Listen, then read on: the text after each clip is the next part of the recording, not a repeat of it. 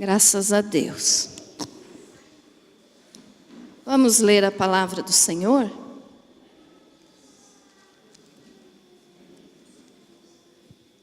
Apocalipse capítulo 3, do versículo 1 ao 6, nos diz o seguinte: Carta à igreja em Sardes. Ao anjo da igreja em Sardes escreve: Estas coisas diz aquele que tem os 7 Espíritos de Deus e as 7 estrelas. Conheço as tuas obras, que tens nome de que vives e estás morto. Sê vigilante e consolida o resto que estava para morrer, porque não tenho achado íntegras as tuas obras na presença do meu Deus. Lembra-te, pois, do que tens recebido e ouvido. Guarda-o e arrepende-te. Porquanto, se não vigiares, virei como ladrão, e não conhecerás de modo algum em que hora virei contra ti. Tens, contudo, em Sardes umas poucas pessoas que não contaminaram as suas vestiduras e andarão de branco junto comigo, pois são dignas. O vencedor será assim vestido de vestiduras brancas, e de modo nenhum apagarei o seu nome do livro da vida. Pelo contrário, confessarei o seu nome diante de meu Pai e diante dos seus anjos. Quem tem ouvidos, ouça o que o Espírito diz às igrejas. Amém? Feche teus olhos mais um pouquinho. Querido Senhor, em nome de Jesus, ó Pai, eu peço agora que o Senhor venha me cobrir com o sangue precioso do Cordeiro. Cobre-me, Jesus, com o teu sangue para que eu possa falar a respeito da tua palavra. Que não seja nada de mim, Senhor, mas que seja tudo de ti. Usa-me, ó Deus, como teu instrumento. Que eu diminua e o Senhor cresça. Espírito Santo, fala conosco. Em nome de Jesus, para a glória do Pai, do Filho e do Espírito Santo. Amém. Graças a Deus. Pode se assentar.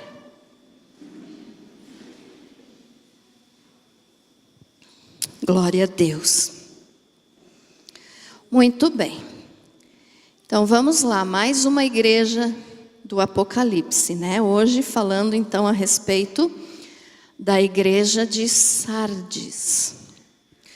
Primeiro aquela informação, né, que eu sempre dou para vocês a respeito da cidade, como que era a cidade, como que era a igreja.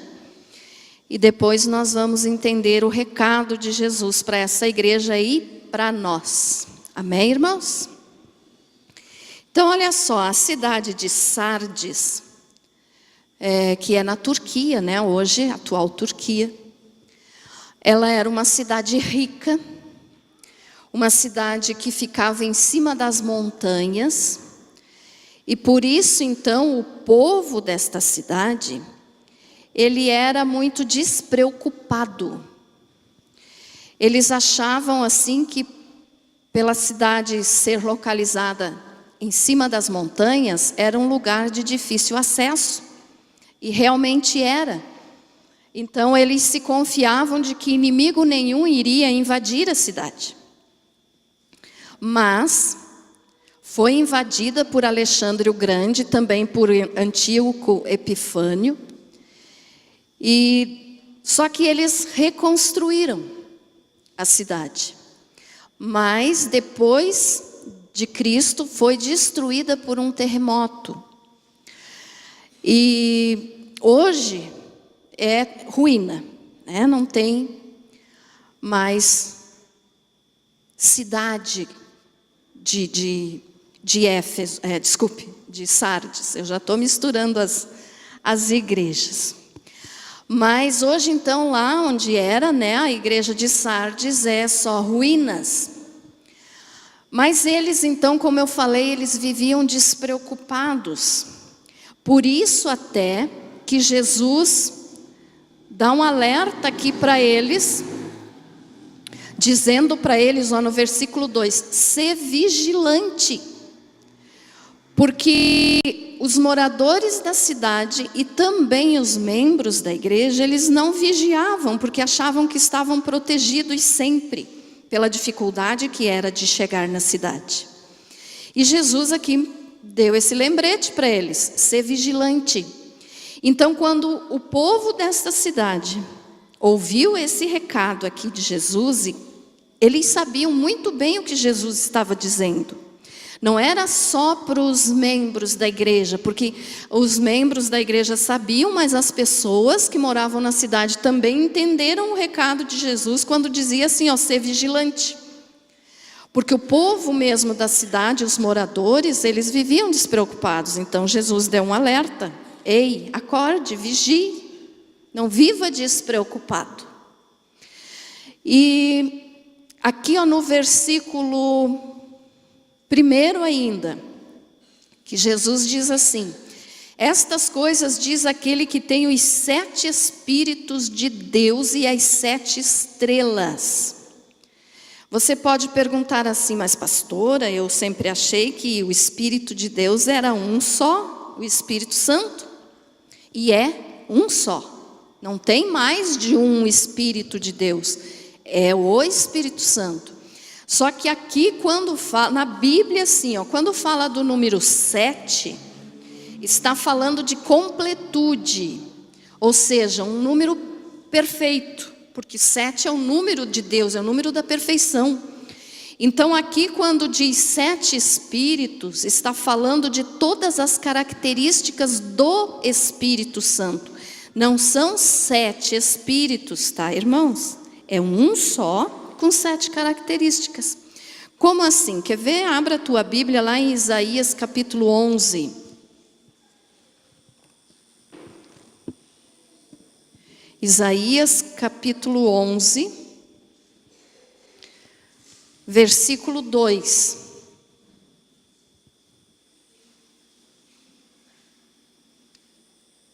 Nos diz assim a palavra do Senhor. Repousará sobre ele o Espírito do Senhor, o Espírito de sabedoria e de entendimento, o Espírito de conselho e de fortaleza, o Espírito de conhecimento e de temor do Senhor. Você contou comigo ou não contou? Deu 7. Quer ver? Vamos falar agora separadamente. Repousará sobre ele quem? Jesus. O Espírito do Senhor, 1. O Espírito de sabedoria, 2. De entendimento, 3. De conselho, 4. De fortaleza, 5. De conhecimento, 6. E de temor do Senhor, 7. São as características do Espírito Santo. A maneira que o Espírito Santo age. Então lá no Apocalipse, quando nós lemos 7 Espíritos de Deus, não significa que Deus tenha 7 Espíritos, mas que o Espírito Santo tem 7 características e age dessas maneiras aqui. Amém? Entendido, irmãos? Então Jesus continua dizendo ali, ó, que tem os 7 Espíritos de Deus e as 7 estrelas. Quando fala aqui de 7 estrelas, são as 7 igrejas. Então essas que nós estamos estudando, tá? E essas 7 igrejas, então, olha só, também vem com o número 7, são 7 igrejas. Então está falando também que é na completude, quer dizer, é um número completo. De todas as igrejas, aqui são 7, mas como o 7 representa um número completo, então a mensagem é para toda a igreja da época e para toda a igreja de todos os tempos. Entendido, irmãos? Amém? Então o número 7 representa a completude, né? É completo, não falta nada. Então, os 7 Espíritos de Deus, ou seja, o Espírito Santo nas suas características, Jesus tem e conhece também as 7 estrelas. Quem são as 7 estrelas? Todas as igrejas. Jesus conhece todas as igrejas, irmãos. Essas aqui, para qual ele mandou as cartas, mas ele conhece as igrejas que já passaram, que já tiveram sua época na história, e conhece as que existem hoje. Então hoje a gente sabe que é difícil você não encontrar uma igreja em determinada rua. Sempre, o que mais tem hoje, graças a Deus, é a igreja, né? Que bom que tem bastante. Mas assim, Jesus conhece cada uma delas, não importa o nome. Se é quadrangular, se é assembleia, se é Deus é amor, se é tem umas igrejas com uns nomes bem diferentes, né? Mas é igreja. E Jesus está dizendo aqui que conhece as igrejas. Então, as 7 igrejas, ou as 7 estrelas. Então, Jesus conhece. Ele sabe o que é feito em cada igreja. Ele conhece essa aqui, a nossa igreja aqui. Jesus conhece. Então, por isso, olha só. E quando ele diz que conhece as 7 igrejas, ele também conhece os 7 anjos das igrejas, que no caso são os pastores. Ou os líderes, né, aqui das 7 do Apocalipse, e também de todas as igrejas, então, porque é o 7, é completo. Então Jesus conhece, Jesus sabe cada líder, cada pessoa que abre uma igreja, seja com a intenção que for, porque tem gente que abre uma igreja com intenção errada. Eu não estou aqui criticando, mas você sabe que existe isso. Tem pessoas que dizem assim: eu quero ficar rico, vou abrir uma igreja. Coitados, não sabem que não é assim, né? A não ser que engane o povo, aí fica rico mesmo. Mas aquele que quer realmente fazer a obra de Deus, não fica rico. Fica rico espiritualmente, né? Mas então assim, Deus conhece. E uma coisa que nós temos que entender, então, olha só, Deus sabe, Deus me conhece. Eu estou como pastora aqui dessa igreja, eu estou como pastora de vocês. Então, Deus me conhece. Deus conhece a intenção do meu coração, Deus sabe se o que eu estou fazendo é para Ele ou é para mim. Deus sabe tudo isso. E até, se algum pastor for me ouvir, de repente, pelos vídeos que a gente põe no YouTube... Então, estou falando isso, de repente, para algum pastor, algum líder que está me ouvindo. Assim como Deus chama para o ministério, Ele chama também para prestar contas. Isso é uma coisa tão séria, irmãos, que me dá um friozinho na barriga. Mas que nós temos que lembrar sempre disso. Com palavra de Deus não se brinca, com Deus não se brinca. Não é porque vou abrir uma igreja e vou fazer o que eu quiser, não. Deus vai chamar cada líder, cada pastor, cada pastora, para prestar contas do que foi feito no nome dEle. E até por isso, então, eu me preocupo muito com o que eu falo para vocês. Eu nunca venho pregar aqui para vocês, eu já falei isso e não falo para me aparecer não, mas eu nunca venho pregar sem saber o que eu vou falar realmente, sem orar antes, porque a responsabilidade diante de Deus é grande. Então eu não quero estar fazendo nada de errado, mas tem pessoas que não se importam com isso, infelizmente. E para esses então o Senhor está dizendo aqui um dos recadinhos para a igreja de Sardes, que olhe só o que ele diz no final desse versículo aqui: conheço as tuas obras. Conheço as tuas obras. Então ele está dizendo para a igreja e para os líderes: conheço as tuas obras. O Senhor conhece as minhas obras, o Senhor conhece as obras dos outros pastores aí espalhados pelo mundo, não só pelo Brasil, por todo o mundo.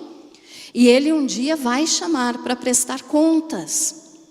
Agora você pode dizer assim: ai pastora, que bom que eu não sou pastor, né? Estou livre dessa. Não, porque você também foi chamado para ser um cristão. Amém? E sendo chamado por Deus, funciona a mesma coisa. É claro que a maneira de Deus cobrar vai ser diferente, porque a Bíblia nos diz que aquele a quem muito é dado, mais é cobrado, muito é cobrado.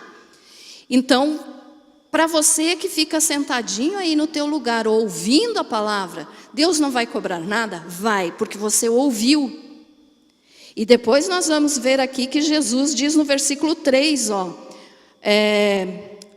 lembra-te, pois, do que tens recebido e ouvido. Então não é só para quem ensina, é para quem ouve também, para quem recebe também. Amém, irmãos? Ficou entendido isso? Então, olha só. Deus um dia vai cobrar. Ele vai cobrar o que você ouve.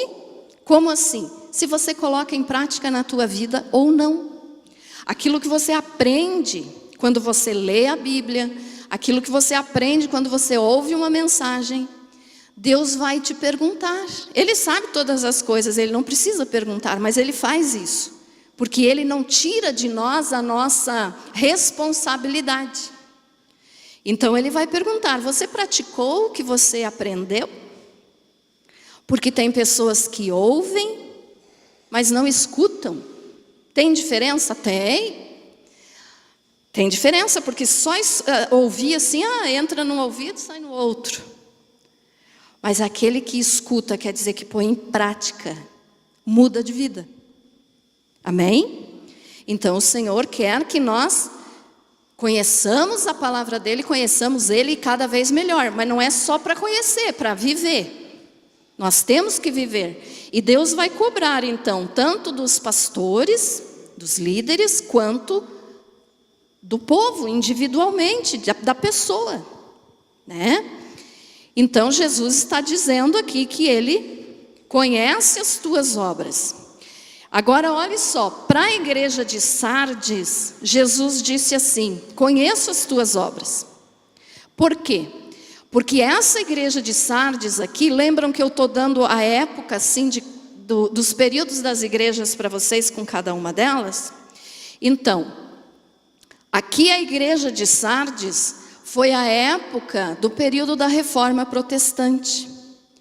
Foi aqui que eles começaram a pregar o Evangelho já não totalmente livre dos dogmas do catolicismo romano. Mas alguma coisa eles já tinham mudado, né? Como nós vimos antes ali através de Martim Lutero. Então teve outros pregadores como Calvino, John Wycliffe. Então teve outros pregadores também. Só que Jesus estava dizendo, olha, eu conheço o que vocês estão fazendo. As obras de vocês estão sendo boas. Mas não totalmente. Então ali no período da reforma, se mudou alguma coisa, mas não tudo. Por quê? Porque eles mesmos reformadores, o próprio Martim Lutero, ele era um padre da Igreja Católica, né? Um frei, como você queira chamar. Mas ele achou os erros, ele fez a mudança, né? E começou ali o protestantismo, mas teve algumas coisas que ele não abandonou. Ele continuou batizando crianças, ele continuou com o uso de velas, de idolatria. Então ele não foi contra totalmente. E por isso Deus disse aqui, nesse período da igreja de Sardes, conheça as tuas obras. E daí olha que Jesus disse ali ainda, conheço as tuas obras, que tens nome de que vives e estás morto. Então por causa disso, porque não tinha sido feito uma reforma total, começou-se a reforma. Entendido isso, irmãos? Amém?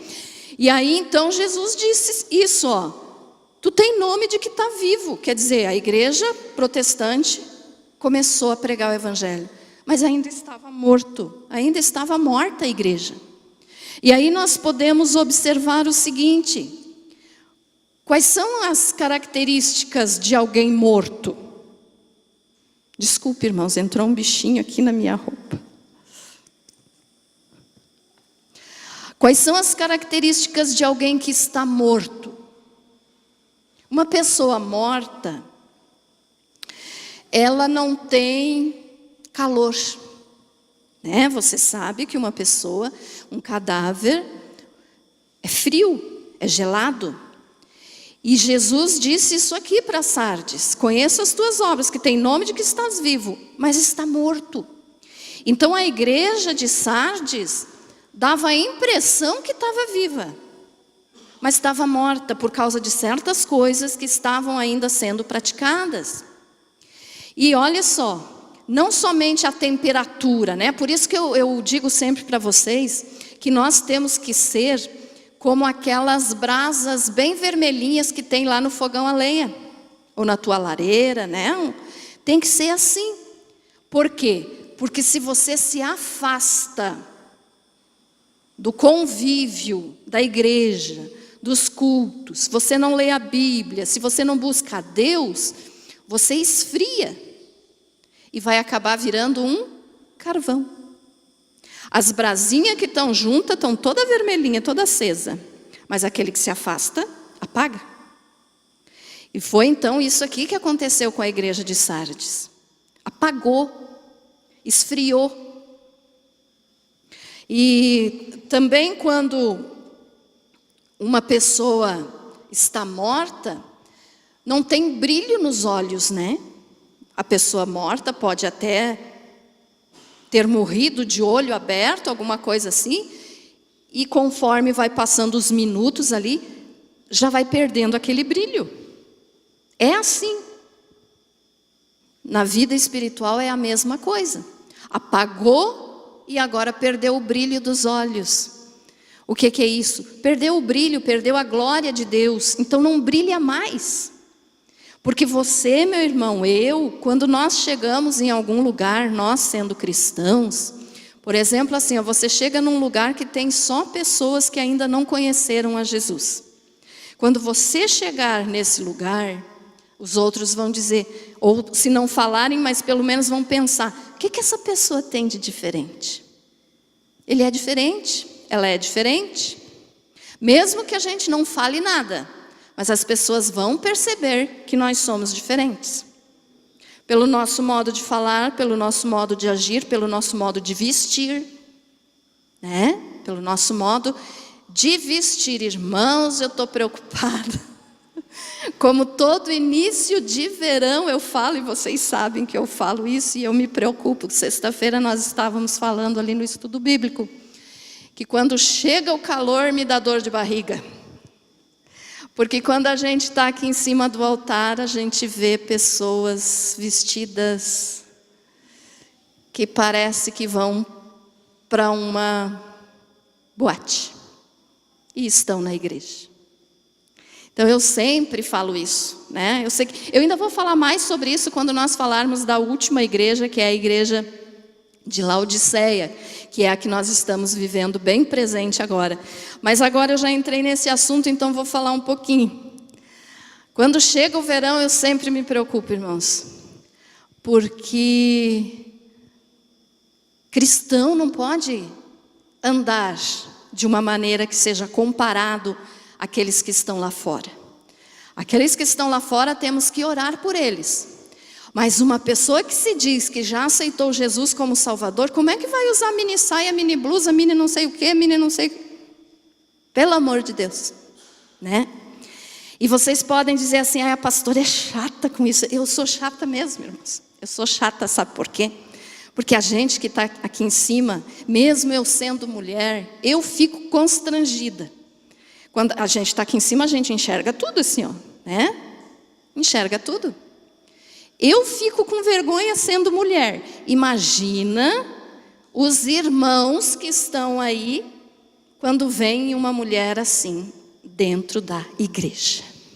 Então é uma situação bem difícil, né? E eu ainda comentei sexta-feira ali no estudo bíblico com os irmãos que esse ano eu vou aplicar uma tática diferente. Né, irmãos? Vocês já sabem, estão rindo porque vocês já sabem. Se tiver alguém numa situação muito constrangedora, Porque tem, irmãos, por favor, não pensem que é exagero meu. Tem, talvez você não note, e graças a Deus se você nunca notou, né? Mas eu vou pegar um daqueles panos ali que as irmãs diaconisas usam para cobrir as pessoas que estão na oração, e vou no lugar e vou dizer, com licença, amada. Não tem condições, né? Eu vou cobrir. Ai, pastora, você vai fazer isso? Eu não, espero que não seja preciso. Mas tem situações que dá vontade, irmãos. Né? Então, olha só. Por que eu falei isso aqui? Porque nós somos diferentes. Agora imagine se você, irmã, que aí está, ou se nós chegarmos em um lugar onde só tem pessoas que ainda não conhecem a Jesus, e se nós chegarmos lá de mini saia, de mini blusa, ou com aquela calça que você tem que passar óleo para entrar, será que eles vão dizer essa pessoa tem alguma coisa diferente?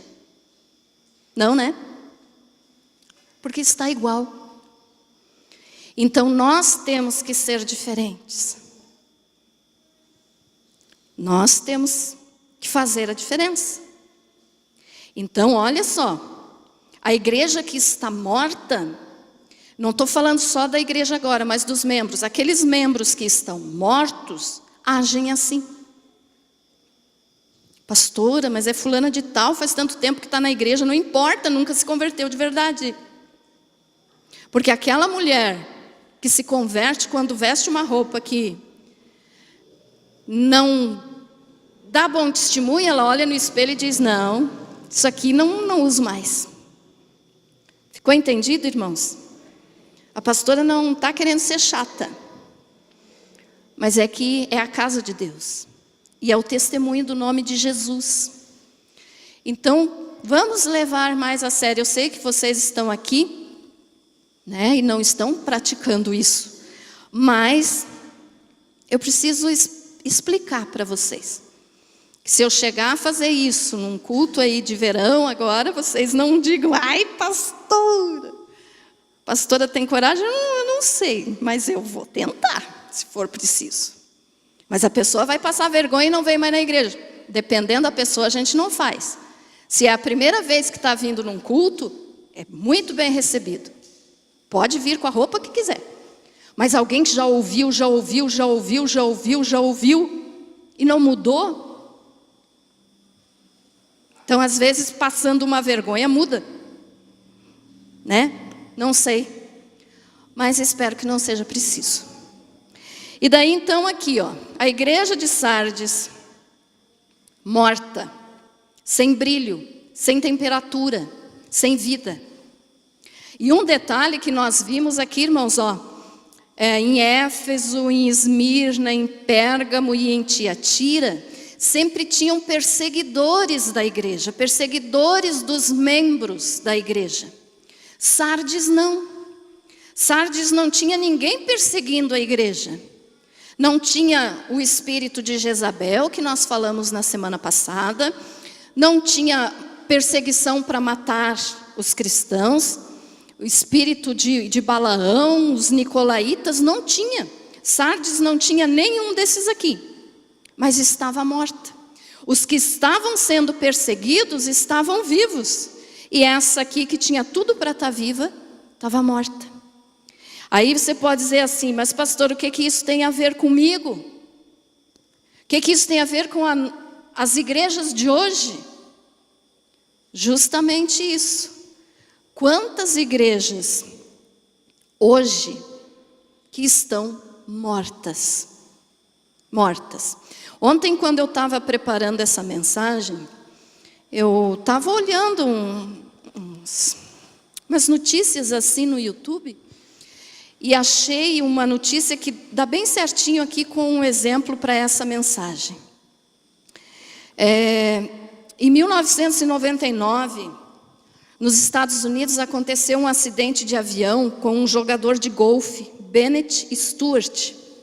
Ele pegou o jato particular dele e foi fazer uma viagem. Só que ele nunca chegou ao destino. Por quê? Porque o avião caiu. E aí, quando foram ver o motivo do acidente, não tinha motivo aparente. Não tinha nada de errado com o avião. Aquela caixa preta lá que dá a informação, né, de algum problema, não tinha nada. E aí eles descobriram o seguinte, que as 6 pessoas que estavam no avião já estavam mortas antes de o avião cair. Por quê? Porque houve uma despressurização. O que é isso? No ar, né? As pessoas ficaram sem ar e acabaram morrendo. E daí como que o avião conseguiu ainda voar um pouco? Porque foi para o piloto automático. E ficou voando até acabar o combustível. E aí caiu. E aí eu estava observando que dá bem certinho com esse exemplo aqui dessa mensagem. E depois eu fui fazer outras pesquisas e vi que outros pastores também usaram esse mesmo exemplo aqui para ensinar sobre a igreja de Sardes e a igreja de hoje. Por quê? O avião estava voando no piloto automático, mas as pessoas já estavam mortas. É o que acontece hoje com a igreja. Como assim? Muitas, olha só, eu não estou falando que todas, porque aqui mesmo no versículo 4, Jesus ainda diz assim, ó, tens contudo em Sardes umas poucas pessoas que não contaminaram as suas vestiduras. Então não são todos, e por isso que eu sempre falo isso e prego isso para vocês. Nós não podemos nos contaminar, nós temos que ser estes que não se contaminam. Amém? Mas quando eu digo a igreja de hoje, eu estou falando assim num geral de todas as denominações, de todos os países, não é? Eu não estou direcionando para uma só. Mas as igrejas de hoje, então, irmãos, a maior parte das pessoas estão andando no piloto automático. A própria igreja está andando no piloto automático. Por quê? Porque já não prega o evangelho verdadeiro. Não prega sobre inferno, não prega sobre arrebatamento, não prega. Está pregando só aquilo que convém. Então se tornou mais um clube social do que uma igreja. Era até melhor, em vez de uma placa de igreja na frente dessas denominações que agem assim, se colocar ali, clube tal, tal, tal. Porque é o que está acontecendo. Como assim, pastora? Porque as igrejas, na sua grande maioria, não estou falando todas, mas na sua grande maioria não está mais pregando a palavra de Deus. Estão apenas fazendo obras sociais. Pastora, mas obra social não é importante? Claro que é, mas com o objetivo correto. Olha só um exemplo. Quantas são as igrejas hoje que fazem grandes movimentos sociais, ajudam os pobres, fazem isso, fazem aquilo? Que bom, as pessoas estão sendo beneficiadas. Mas a intenção diante de Deus não é mais por amor ao necessitado, é para se aparecer. Ficou entendido isso? Trazendo para nós particular, é a mesma coisa quando você dá um prato de comida ou um copo de água para alguém. Se você não dá com a intenção certa, você não está agindo diante de Deus da forma que Ele quer. Então Ele está dizendo, conheço as tuas obras, mas tem coisa errada.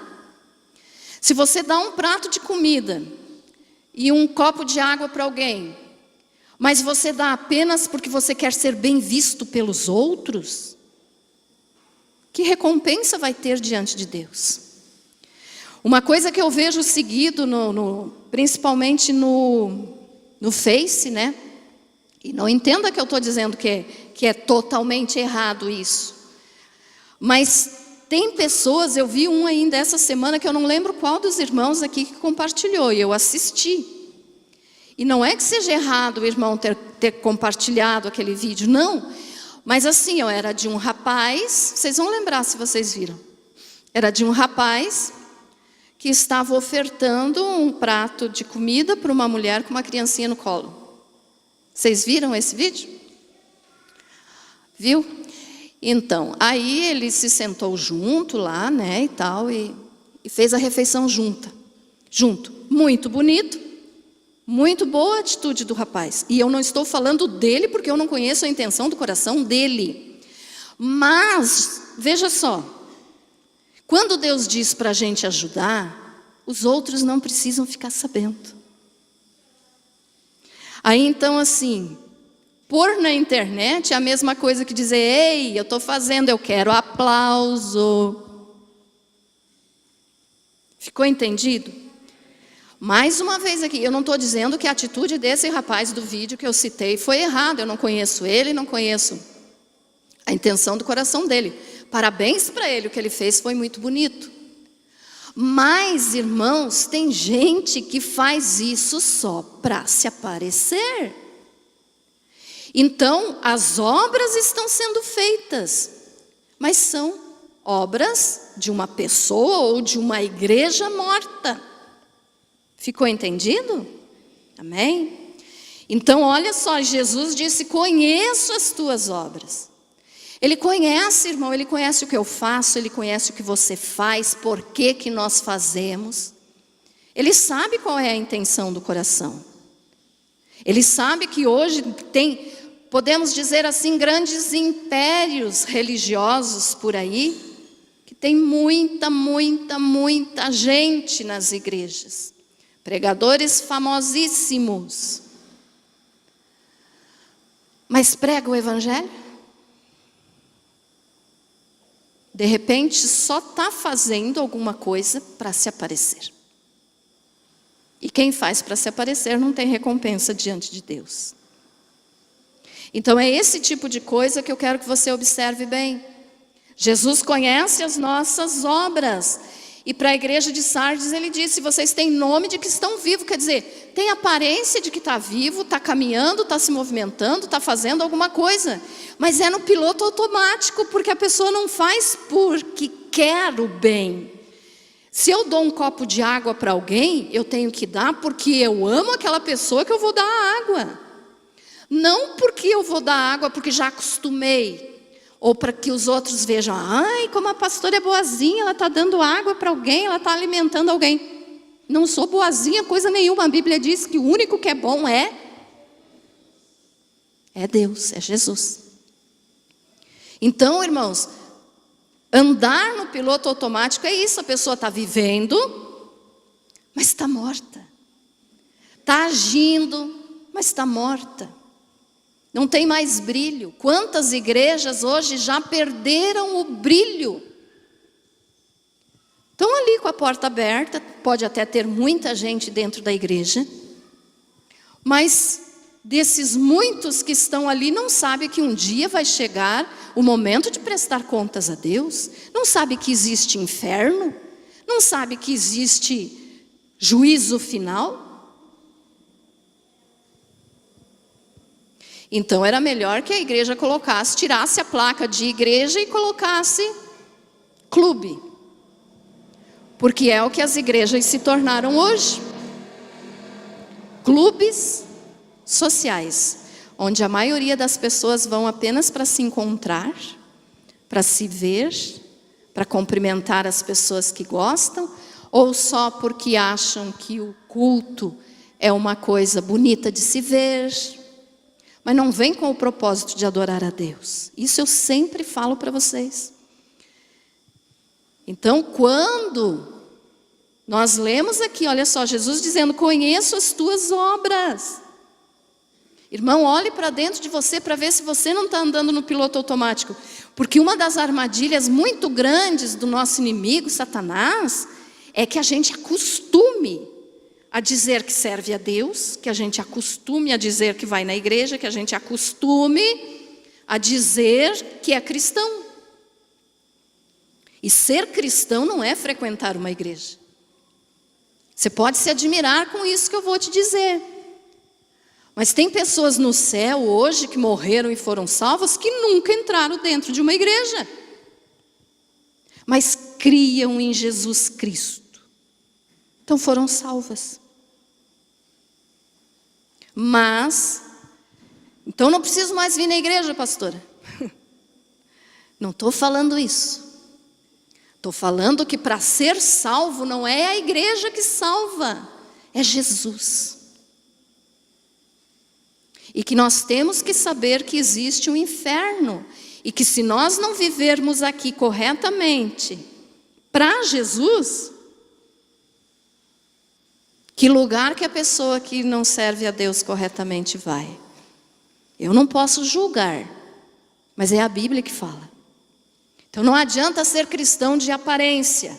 Então não adianta nós estarmos no piloto automático. Ficou entendido o exemplo que eu dei, irmãos, do avião? Amém?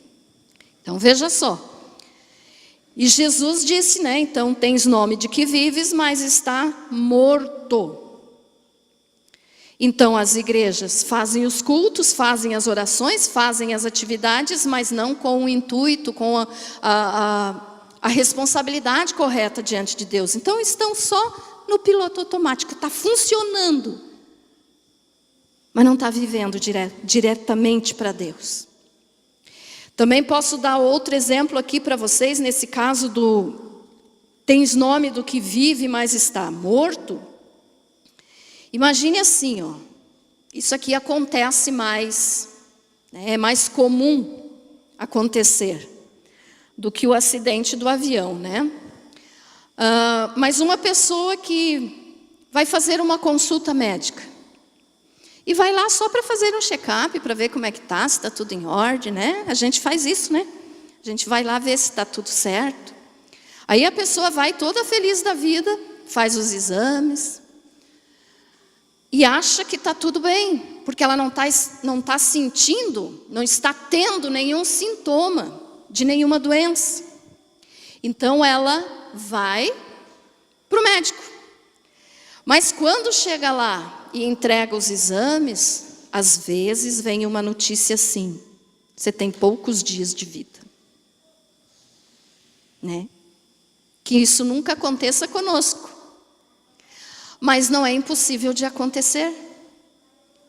E aí tem gente que leva a vida como se essa vida aqui terrena nunca fosse acabar. Aí é aquilo que fala lá em Lucas. Quer ver? Abra a tua Bíblia aí. Lucas 12, versículo 20.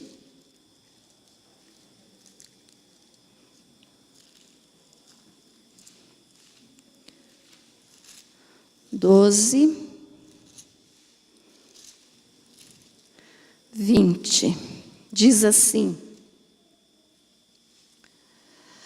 Na realidade, nós temos que ler desde o 16. Se eu ler só o 20, é melhor nós lermos tudo. Diz assim, ó, 16, Lucas 12, 16. E lhes proferiu ainda uma parábola dizendo... Quem que está falando isso aqui? O Senhor Jesus. O campo de um homem rico produziu com abundância. E arrazoava consigo mesmo, dizendo... Que farei, pois não tenho onde recolher os meus frutos?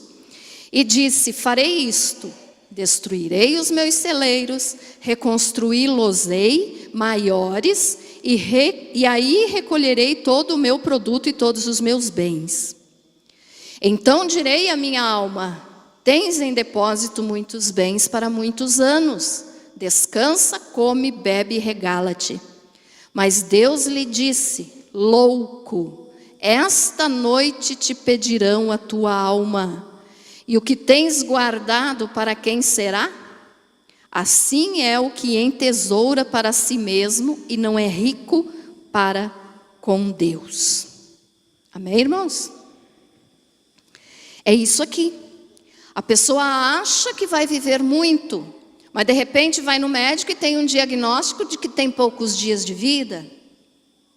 Por quê? Porque a pessoa vai levando com a barriga. Vai levando, estou vivo, estou bem, está tudo tranquilo. Foi o caso aqui desse homem que Jesus contou na parábola. Ele estava dizendo aqui, ó, colhi muito. Ele plantou, ele colheu, ele tinha muito alimento, muita provisão. E estava despreocupado. A preocupação dele era onde guardar tudo que eu tenho. Então ele disse, vou derrubar o que eu já tenho, os celeiros, e vou construir maior, porque eu tenho muito. Dá para eu viver muitos anos com isso. Mas ele sabia se ele ia viver muitos anos? E aí Jesus disse assim, ó, que Deus falou, louco, esta noite te pedirão a tua alma. Então Deus estava dizendo, Jesus estava ensinando aqui o seguinte, hoje você vai morrer. Foi o que Deus disse para esse homem aqui da parábola. Hoje você vai morrer. E o que você preparou? Para quem será? Ou seja, em outras palavras, Jesus estava dizendo, você tem que preparar a tua alma, não os teus bens. Porque os teus bens, quando você morrer, vai ficar para outro. Então, se nós temos o entendimento, nós entendemos o seguinte, a vida aqui não é para sempre. A vida aqui termina. E terminando essa vida, aí vem a verdadeira vida ou a verdadeira morte. Para quem não serve a Jesus, que daí é a morte eterna. Então, por isso Jesus alertou a igreja de Sardes. Você tem nome de que está vivo, mas está morto. Então Sardes estava andando assim no piloto automático, como muitas hoje. Estão apenas fazendo obras, ou para ajudar alguém, se tiver o motivo correto ainda vai ter recompensa, ou só para se aparecer, para adquirir riqueza própria. Grandes impérios aí a gente vê. Quando eu falo império, quer dizer muita glória, né? Para uma igreja. Jesus não mandou nós construirmos impérios. Ele mandou nós pensarmos nas coisas do céu. Amém, irmãos? E daí Jesus ainda diz o seguinte, ó, já vou terminar. Lembra-te, pois, do que tens recebido e ouvido. Já expliquei isso aqui então, que você ouve e você tem que pôr em prática, porque você vai prestar conta a Deus um dia, todos nós. Guarda-o e arrepende-te. Então a primeira coisa é o quê? Arrependimento. Tem solução então para quem está vivendo no piloto automático? Tem solução para quem vive de aparência? Porque às vezes coloca uma roupa de cristão, um sorriso de cristão, mas o que tem por dentro do coração é podre, né? Então, está vivendo de aparência. A mesma coisa, Sardes vivia de aparência. E Jesus está dizendo então, ó, porquanto se não vigiares, ou seja, se você não mudar de vida, se você não melhorar, isso falando para os membros e para todas as igrejas, por causa do 7, completude, todas as igrejas de todas as épocas, incluindo a nossa época. Então diz aqui, ó, se não vigiares, virei como ladrão, e não conhecerás de modo algum em que hora virei contra ti. Olha esse detalhe aqui, irmãos. Jesus dizendo que ele vem contra a pessoa ou contra a igreja que está agindo assim como Sardes agiu. Contra ti. Em outra palavra, o que quer dizer? Que Jesus vai vir para essa pessoa ou para essa igreja como inimigo. Estão vendo como é sério? Como inimigo. Você quer ser inimigo de Jesus? Nunca, né, irmãos? Nem pensar, né, irmão? O irmão fez assim, ó, nem pensar. E ele está dizendo aqui, eu vou vir como um ladrão, por quê? Na hora que você não espera. Na hora que você não espera. Tem gente que interpreta isso aqui só como a segunda vinda de Jesus. Não. Como ladrão quer dizer que ele vem pedir o acerto de contas. Ele vem pedir o acerto de contas. Claro que está se referindo aqui também à segunda vinda. Mas não é só isso. Ele vem pedir tanto para a pessoa quanto para os líderes e para as igrejas a prestação de contas. E ele diz, se você não se arrepender antes de eu vir como um ladrão, quer dizer, de repente, você não vai estar esperando. Mas eu vou vir e vou vir como teu inimigo. Então, se Jesus vir para alguém como inimigo, é porque a situação da pessoa ou da igreja né? No nível geral, é séria. Porque Jesus, que é o noivo da igreja, que é o nosso Senhor, que nos ama, Ele está dizendo, se você não se arrepender, eu vou vir como ladrão, contra ti. Então é por isso a importância de nós sabermos como estamos vivendo. Porque tem alguns que ensinam isso aqui apenas como fato histórico. É a história da igreja. Não, é história? Mas é para os nossos dias também, é para a nossa vida também. Se Jesus condenou a igreja de Sardes porque ela estava morta, Ele nos alerta hoje também. Se acorde, ouça, lembre do que você já aprendeu, coloque em prática, porque senão eu vou vir contra você. Então nunca queira ter Jesus como teu inimigo. E aí, para terminar então, no versículo 5, o vencedor será assim vestido de vestiduras brancas e de modo nenhum apagarei o seu nome do livro da vida. Pelo contrário, confessarei o seu nome diante de meu Pai e diante dos seus anjos. Então olha só, quando Jesus diz ser vigilante, Ele está dizendo vigie, porque daí você pode chegar a ser vencedor. E um detalhe aqui, irmãos, do ser vigilante, a gente sabe que Jesus disse para nós orarmos para não cairmos em tentação. Amém? Você sabe disso? Que tentação, pastora, eu vou enfrentar na vida? Eu não sei. Porque a tentação para você vem naquele assunto que você tem carência. A tentação para mim vem no assunto que eu tenho carência. Como assim? Isso é para todo ser humano. A tentação vai vir para você no teu ponto fraco. Vamos dar só um exemplo aqui. Uma pessoa que tem necessidade de ser amada, vamos dizer assim, que nunca recebeu amor de marido, nunca recebeu amor de filho, nunca recebeu amor de pai, nunca recebeu amor de mãe, tem uma carência afetiva. Então essa pessoa vai ser tentada nessa área. Não estou dizendo que só nessa área. A tentação vem em tudo, mas o ponto mais forte é nisso. Naquilo que a pessoa tem a carência, tem a necessidade. Então Jesus está dizendo, vigie, porque você sabe qual é a tua carência. Né? Entendido isso, irmãos? Vamos dar um outro exemplo. De repente uma criança que nunca teve nada na vida. Não é desculpa o que eu vou falar aqui de a pessoa fazer. Mas nunca teve nada na vida. Aí para ter, começa a roubar.